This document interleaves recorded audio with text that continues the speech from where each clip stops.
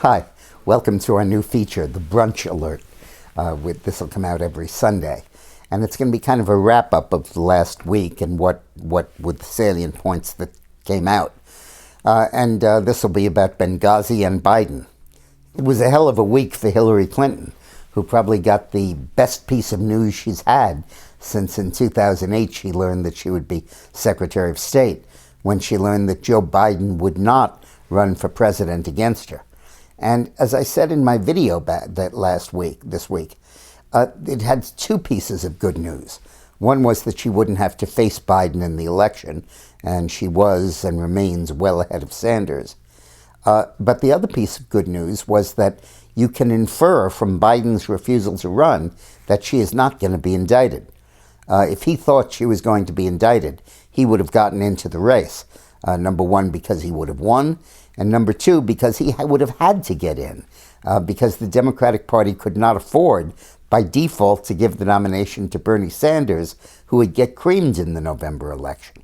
So Biden's decision to bow out is like looking at a weather vane. It tells you which way the wind is blowing. And it obviously indicates that there are not serious plans afoot to indict Hillary Clinton. Now, we don't know what the FBI has in evidence, and we don't know what they will get from the unopened and undecoded emails. But we do know what the Justice Department will do with them. If the Justice Department was going to get Hillary indicted, and if they were going to proceed through any of the evidence opened up by the FBI and bring an indictment, Biden would be in the race. But if they were going to decide that they could not mess with the Democratic frontrunner, that it would be too aggressively intervening in the election, and therefore they were going to hold back and pull their punches, it would be signaled by Biden not running. And when Biden didn't run, that's the evidence, that's the interpretation I gave it. Then, on the other hand, she was whipsawed because of the Benghazi hearings. And I think that the key impact of the key focus of the Benghazi hearings, and by the way, they desperately needed focus, was that I believe they produced a smoking gun, which is they produced three pieces of evidences previously unavailable that clearly indicate that Hillary Clinton knew full well that this was a premeditated, pre-planned terrorist attack, not a demonstration gone awry, and that therefore her statements were absolute flat-out lies, and so were those of the president, designed to influence an election 56 days hence.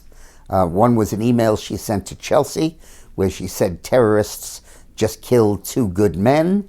One was a phone call to the Egyptian Prime Minister, in which she said the attacks had nothing to do with the video. And the third was a phone conversation with a Libyan president, in which she said that the attacks were from Ansar al-Sharia, an offshoot of al-Qaeda. Those three pieces of evidence clearly indicate that she knew in private, full well, that this was a terrorist attack, not a demonstration that went off course.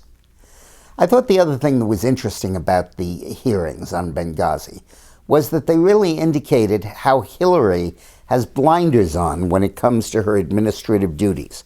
She was not in charge of security. That's not my department.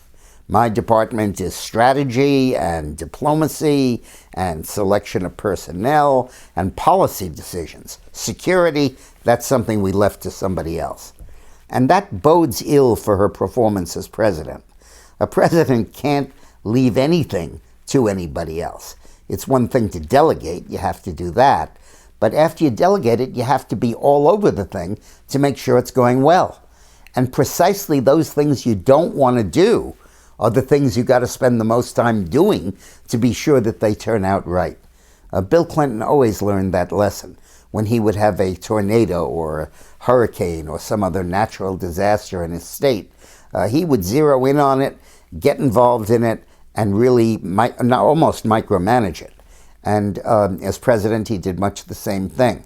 But Bush did not do that in 2004 in Katrina, and I'm not sure that Hillary would in the future, because it's clear that she left all of the security details to other people in Benghazi. So that's my take on the week. We'll see what next week brings. Thanks for watching.